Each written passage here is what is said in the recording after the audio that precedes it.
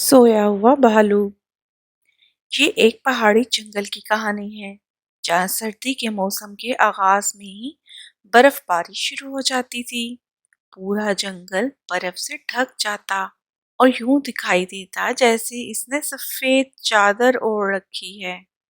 दरख्तों की शाखों और पत्तों पर बर्फ की तह जम जाती, जिसकी वजह से परिंदे इस पर बैठ ना पाते और ना ही पत्ते खाने वाले जानवरों को सबज सबज पत्ते दिखाई देते।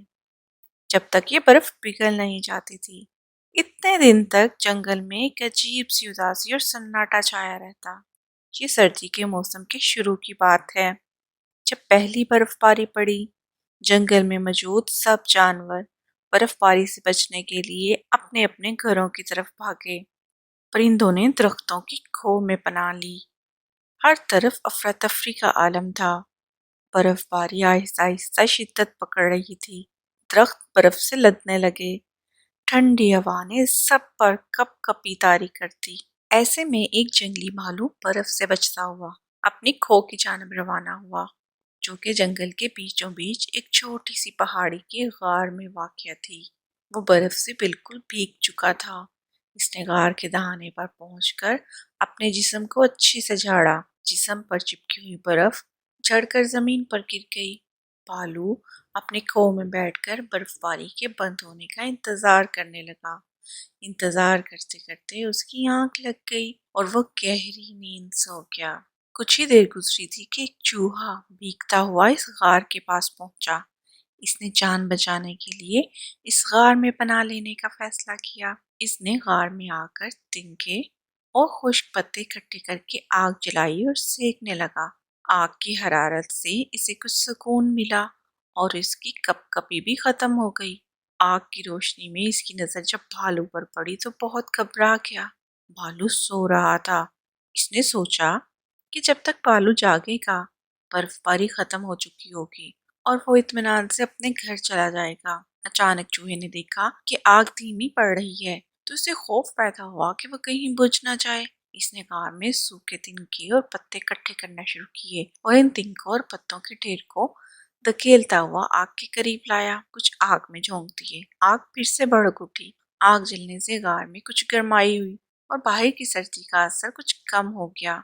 चूहा आग के पास बैठा अकेला सोच रहा था कि अगर इसे सुबह एहसास हो जाता कि आज इतनी बर्फबारी होगी, तो वह जल्द ही घर लौट जाता। इसके घर वाले इसके बारे में फिक्रमंद हो रहे होंगे। कुछ ही देर गुजरी थी कि वहां एक खरगोश आन पहुंचा।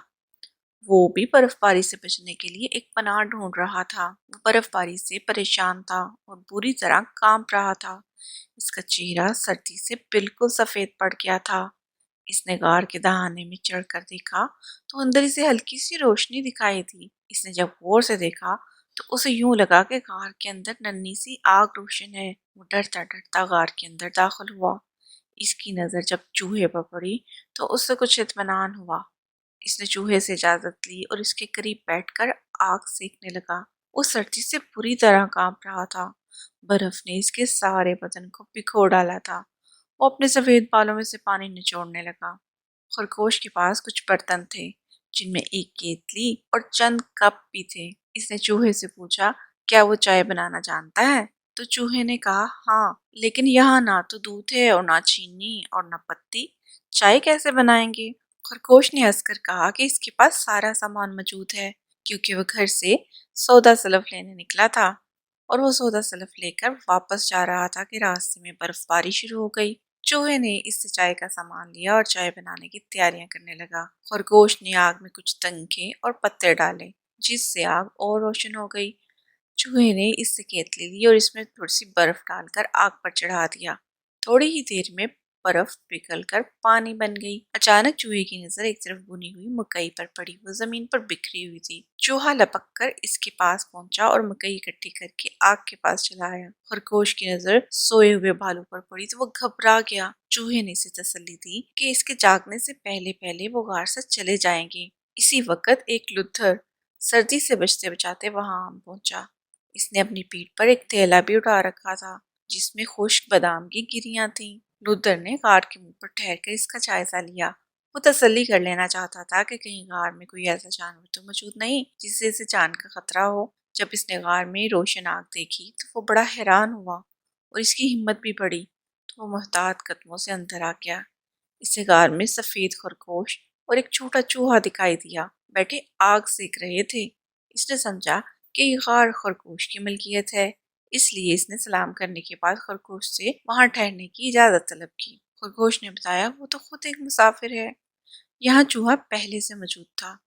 رودر نے چوہے کی طرف دیکھا تو چوہا ہنسنے لگا۔ اس نے کہا یہ غار ایک بھالو کی ملکیت ہے، میں تو خود بھی یہاں پناہ لینے کے لیے آیا ہوں۔ لوتھر نے جب سوئے ہوئے بالو کی طرف دیکھا تو وہ سہم گیا۔ چوہے نے اسے تسلی دی اور کہا کہ وہ بھی ان کے ساتھ وہاں ٹھہر جائے، جب برف باری بند ہو جائے گی تو ہم سب اپنی اپنی منزل کی طرف روانہ ہو جائیں گے۔ لوتھر نے چوہے اور خرگوش کی مہربانی پر انہیں چند بادام کی گریاں دی۔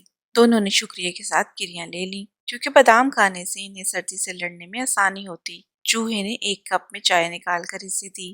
لوتھر نے جب چائے پی تو اسے بڑا سکون ملا، اس لیے خوش ہو کر انہیں بادام دیے۔ وہ سب آگ کے گرد بیٹھے چائے پینے لگے۔ چائے پینے سے ان کی کپ کپی میں بھی کافی کمی آ گئی تھی۔ ابھی کچھ ہی دیر گزری تھی کہ غار کے دہانہ دیکھ کر وہاں ایک کوا، ایک چڑیا، ایک گلہری اور ایک چیل بھی آ پہنچے۔ انہوں نے جب غار میں آگ جلتی ہوئی دیکھی تو وہ بڑے خوش ہوئے۔ سردی کے مارے ان سب کی جان نکلے جا رہی تھی۔ انہوں نے اس پناہ گاہ کو اپنے لیے اللہ تعالیٰ کی ایک نعمت سمجھا اور اندر چلے آئے۔ وہاں پہلے سے چوہا، خرگوش اور لوتھر موجود تھے۔ انہوں نے ان مسافروں کو بھی وہاں رکنے کی اجازت دے دی۔ وہ سب آگ کے الاؤ کے گرد سکڑ کر بیٹھے ہوئے تھے۔ جوں جوں وقت گزرتا چلا جا رہا تھا، ان کے جسم پر چھائی ہوئی کپ کپی دور ہو گئی اور غار میں گرمائی آ گئی۔ وہ سکون لینے لگے۔ چائے بھی ختم ہو چکی تھی اور ان سب کو بڑے زوروں کی بھوک لگ رہی تھی۔ سب نے مل کر فیصلہ کیا کہ ان کے پاس جو کچھ بھی ہے وہ اس بڑے برتن میں ڈال کر سوپ بنایا جائے، اس سوپ سے بھوک کا خاتمہ کیا جائے۔ سب نے اپنے پاس موجود اشیاء اس برتن میں ڈالنا شروع کی۔ جب برتن منہ تک بھر گیا تو انہوں نے باہر سے برف لا کر اس میں ڈال دی اور اس کو آگ پر چڑھا دیا۔ خرگوش تنکے اور پتے آگ میں ڈال کر اسے بھڑکاتا رہا۔ سوپ جب پکنے لگا تو پورے غار میں بھینی بھینی مہک پھیل گئی۔ وہ سب بڑے خوش ہوئے اور جوش میں آ کر چومنے لگے۔ وہ اچھل کود کر رہے تھے اور اپنی اپنی آواز میں گانا گا رہے تھے۔ پورے غار میں ان کا شور و غل پھیل گیا۔ وہ سوئے ہوئے بھالو کو بالکل بھول چکے تھے۔ بھالو اپنے قریب عجیب و غریب آوازیں سن کر جاگ گیا۔ اس نے زوردار چمائی لی تو آگ پر لگایا ہوا لکڑی کا سٹینڈ ایک طرف لڑک گیا۔ بھالو کی صورت دیکھ کر وہ سب ڈر گئے۔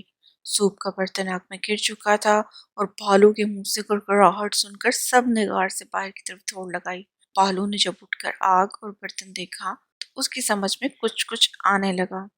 وہ سمجھ گیا کہ شور و غل کرنے والے مسافر اس سے ڈر کر بھاگ کھڑے ہوئے ہیں۔ اس نے جلدی سے باہر نکل کر انہیں واپس بلایا۔ وہ سب ڈرتے ڈرتے غار میں چلے آئے۔ بھالو ان کے ساتھ اچھے سلوک سے پیش آیا۔ یوں ان سب میں دوستی ہو گئی۔ سب نے مل کر سوپ پیا اور خوب مستی کی۔ اور بھالو نے کہا کہ سردی میں ان کو جب بھی ضرورت ہو تو وہ اس غار میں پناہ لینے کے لیے آ سکتے ہیں۔ آخر مشکل میں ہمیں ایک دوسرے کے کام آنا چاہیے۔ تو بچوں، اس کہانی سے ہمیں جو سبق ملتا ہے وہ یہ کہ مشکل وقت میں سب کو اپنا اپنا حصہ ڈالنا چاہیے اور ایک دوسرے کی مدد کرنی چاہیے۔ کہانی اچھی لگی تو اس کو لائک کیجیے، شیئر کیجیے اور سبسکرائب کیجیے اور کمنٹس کر کے ہمیں بتائیے کہ آپ نے مشکل وقت میں کب کس کی مدد